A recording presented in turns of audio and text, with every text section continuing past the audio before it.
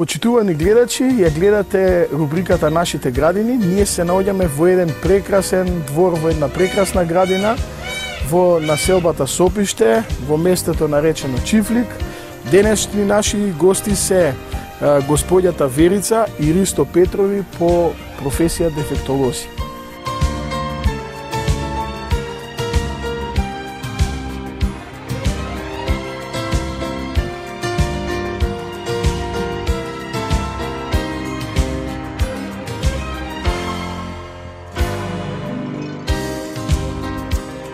Како и секогаш, сведоци сме на оваа прекрасна градина и сега нешто ќе чуеме за историјата на оваа градина, како е посадена, како е направена, како е оформена, како е посадена. Кое е нешто прво што го направивте во оваа градина, вашите спомени на оваа градина, колку е стара, што е нешто прво што насадивте во оваа градина? Во периодот кога ја градевме куќата, околу нас немаше никакви, мислам, овој позади дел беше празен, немаше куќи изградени, ова беше еден рит, значи, и додека се градеше куќата, и двајцата замислувавме како тоа да го оплемениме, како во нашиот двор покрај зградата да има нешто друго. Во близина, во тој период се случија и актуелни се деновите за деновите на дрвото. Да, денови на дрвото, односно денот на дрвото, и ние одлучивме цело семејство, нашиот син, ќерка и ние двајца да купиме дрво кое што ќе го посадиме на денот на дрвото. Времето не беше многу поволно, меѓутоа желбата беше многу голема. Тогаш на Бит пазар купивме првото дрво на кое што не идевме, тоа беше по случаен избор цреша, бидејќи ни кажуваа мештаните дека тука најмногу успеваат црешите. И првото дрво што го посадивме, тоа е црешата. На денот на дрвото тоа е посадено дрво пред 6 години, најверојатно 6 години. Така, значи историјата на оваа градина е со црешата. Кои други родни дрва ги имате освен црешата во оваа градина? Па сега покрај црешата, покрај тоа што ние сакавме многу да имаме и дел кој ќе ни биде така визуелно пријатен за око, дел за одмор, сакавме покрајот околу дворот да имаме и родни дрва нормално. Имаме кајси, имаме јапонски јаболки, јапонска слива, круша, сите овие дрвца кои што ви зборувам сега се родни и на крајот веќе имаме посадено мушмула пред 2 години која што се уште нема родена. Така. Значи самиот овој предел и условите на теренот дозволуваат да имаме и вакви садници кои знаете дека во одреден дел од годината со своите плодови прават и да се засладиме и правилно да се исхрануваме. Да, меѓутоа искрено да ви кажеме, многу е тешко тука да одржите дрво родно да посадите, па дури и овие дел од зимзелените дрва кои што ги гледате украсни, тешко се одржуваат, односно тешко опстојуваат тука затоа што цела куќа и цел двор е поставен на камен, на карпа. Так. Значи куќата и цел двор ни е поставен на карпа. Меѓутоа ние пак наоѓаме простор и успеваме дело тоа да, како што гледате, да одржиме.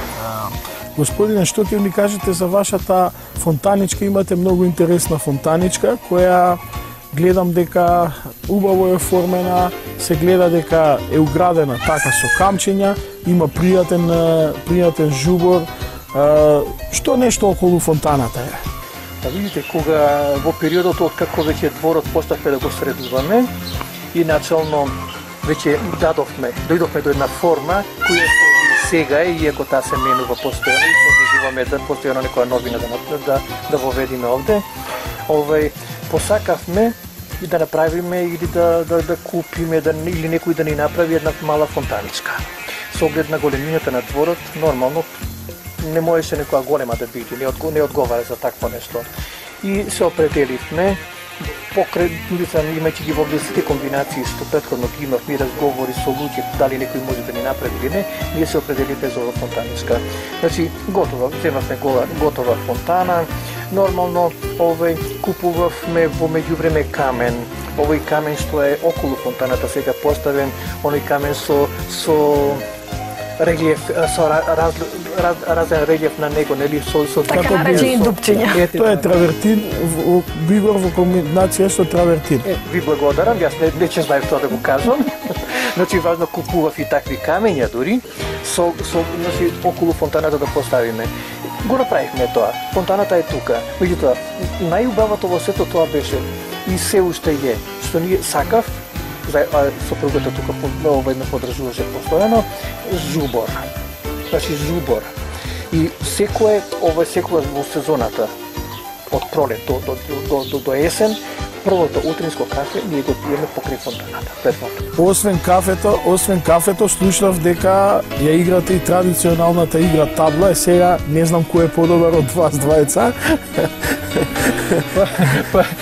Играме табла, оноко колку што знаеме и се разбираме, нели?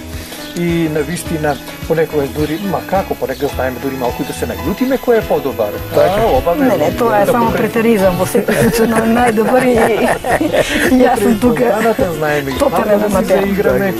Често пати, дали на таа масичка покрај фонтаната или овде на овој дел, мислам, со комшиите, со децата наши, со внуците, кога доаѓа тука, се видно обавезно, ете, така да навистина дворот го користим. Видов еден интересен, еве да речам како трупец, кој мислев дека е природен, дека е од тука, тој секако дека е природен, дека е од тука, но слушнав дека тој ви е донесен од недека и дека има приказка. Што во врска со него? Тој е преубаво аранжиран, со сакси, со многу убави растенија. Што ќе ми кажете за него? Тоа си е навистина едно навистина многу убаво доживување. Мислам нешто со кој го доживеавме. Пред 2 години ми се чини беше викенд, синот и снаата со децата, со внуците, со внуките, беа на викенд во Лешовскиот манастир. Шетаат они, имате убава навика и така да по време на шета. И во еден таков викенд се враќаат вечерта, недела на вечер беше тоа, се враќаат и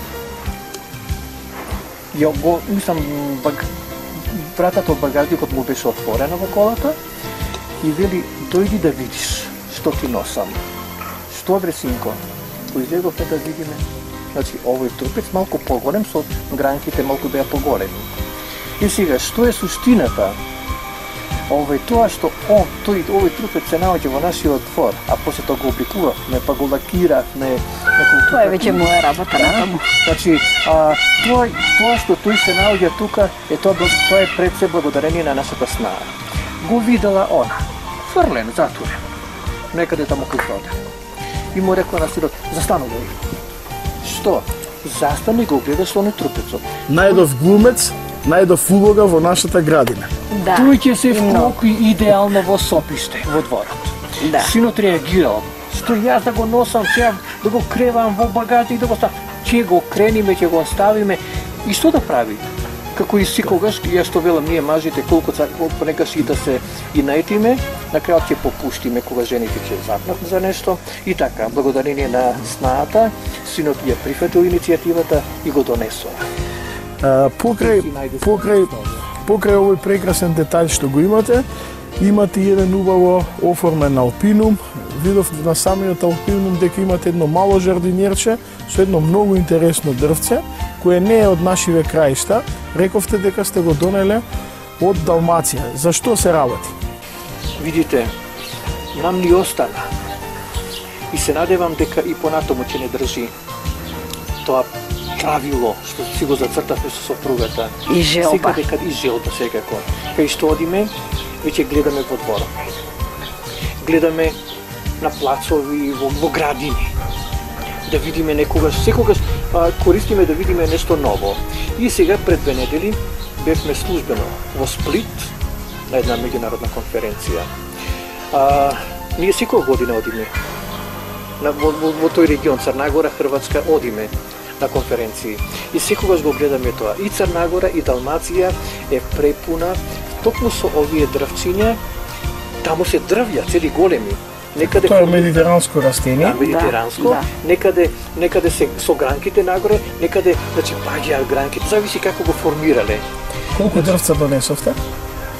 Донесовме од ова боја што ја има, значи овој Роз или јакова. Да, роз или јакова боја, значи посветла нијанса е ова.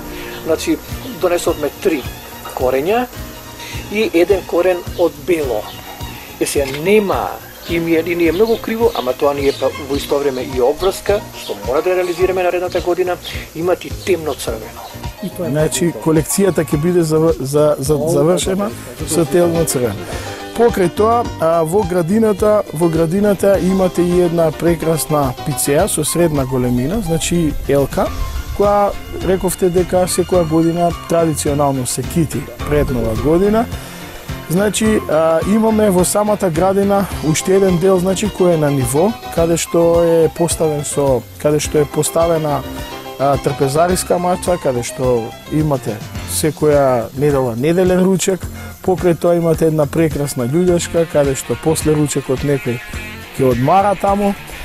Бавера најмногу таму одмара. Така, Бавера најмногу таму одмара. И многу интересно е нешто што видовме во оваа градина, е една многу голема хармонија на живот.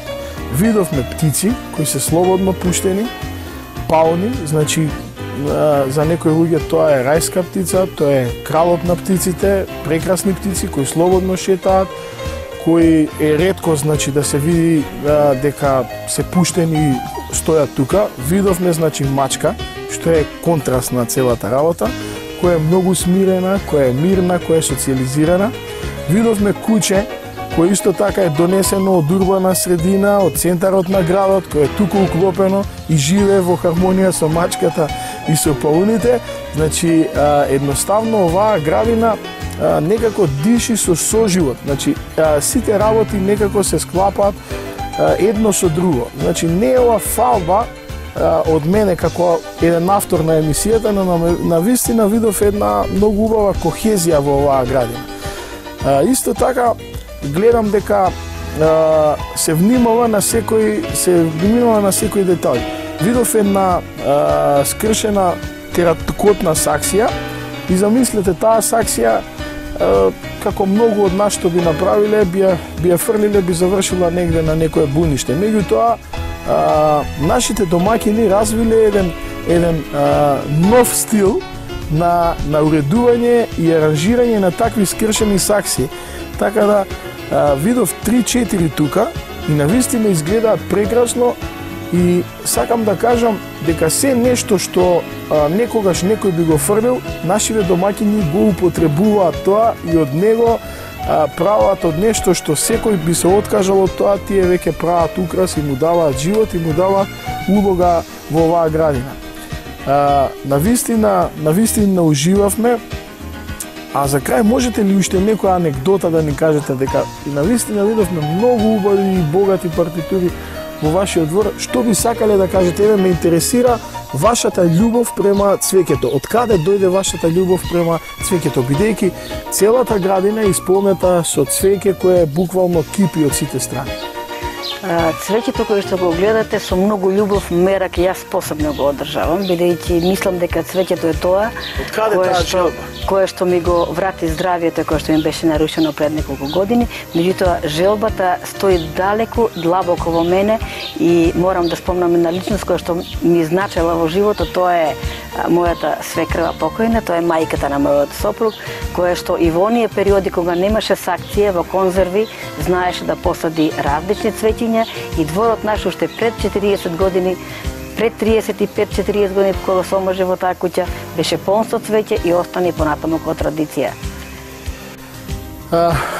Овој разговор, овие последни моменти од разговорот ме потсетија да во следните емисии ви прекажеме некои слики од стари македонски традиционални градини, каде што ќе ви прикажеме како на времето нашите стари како ги уредувале тие градини, во кои, ако се сеќавате, беа, еве ќе кажам, 60-тите, 70-тите години преполни со искористени стари конзерви кои беа полни со цвеќе. Кога некогаш ќе ја разгледам таа книга што ја имам дома, навистина ме враќа во едно време, и сега вие ме вративте во едно време, кога навистина и тие стари конзерви си имаа своја драж. Но како што се менуваат времињата, така и градините добиваат некои своји еволуции. Нормално, модерното живење прави и ни нуди најразлични примероци на најразлични продукти кои се во градините. Исто така, приметив овде во еден канделабар, многу убаво укомпонирана една метална жардинеричка која кипи од зеленило. Што во врска со тоа? Дали тоа вие го направивте, викнавте некој да го направи? Кажете ни нешто за тоа. Да. Ви реков дека секаде каде што одиме, ова е ни стана обсесија да гледаме и да користиме искуства. Канделабрата сега пролетва една местија, кај нас во дворот, меѓутоа, основно ни беше да и неа малку ја улепшаме. И сега, за канделабрата, ова како искуство го видов исто така сега ова зима во Велес. Уствари пролетва во Велес. Во градот на канделабрите или изградот е нешто слично направено, значи, малку поголеми. Поздрав до велешани кои навистина направиле добра идеја и го разубавиле градот, а вие сте го искористиле тоа. Искуството во Велес, кога се вратив и велам на жена ми, ја ќе правам и на канделабрата нешто. И ете, го осмисливме тоа, а таа е задолжена па да го улепша, да посади цвеќиња, така да тоа е неизина работа. Голем впечаток ми оставија вашите пауни. Кажете ми нешто во врска со нив, бидејќи кога дојдовме во самата градина, ми беше чудно што сите имаат имиња, во секунда ги препознавате. Можете ли нешто за нив да кажете? Почнавме со два пауни, машки и женски паун, паун и паунка, тие си добија име Коко и Кока, меѓутоа минатата година изчувавме така и од јајце изведовме уште 3 пауни, кои што секако си добија име Жирафко, Мирко и Немирко. И тоа не случајно им дојде името, затоа што Жирафко како паун уште мал со вратот доминираше, а малите беа едно навистина беше многу немирно, другото беше помирно и така спонтано имињето дојдо и тие дури си ги знаат. Не верувам дека буквално ги знаат, меѓутоа реагираат кога така ќе им се обратне, меѓутоа колку ги знаат. Верувајте дека има големи можности да ги знаат, затоа што е докажано дека кога луѓето им пружаат голема љубов на животните тоа знаат да го вратат. Навистина ни беше драго што бевме гости во оваа преубава градина, во Сопиште, во овој дел од градот. Бевме пријатно изненадени од тоа што го видовме. Се надеваме дека ќе ви се допадне овој прилог. Се надеваме дека ја гледате нашата емисија и сите вие што имате убави градини, а што сакате да покажете што сте работеле и што сте допринеле за ваш и за градот, за разубавување на нешто, да ги пројавите вашите градини, да влеземе во вашата градина и да покажеме на сите зошто сте се труделе, колку сте се труделе и какви убавини сте направиле.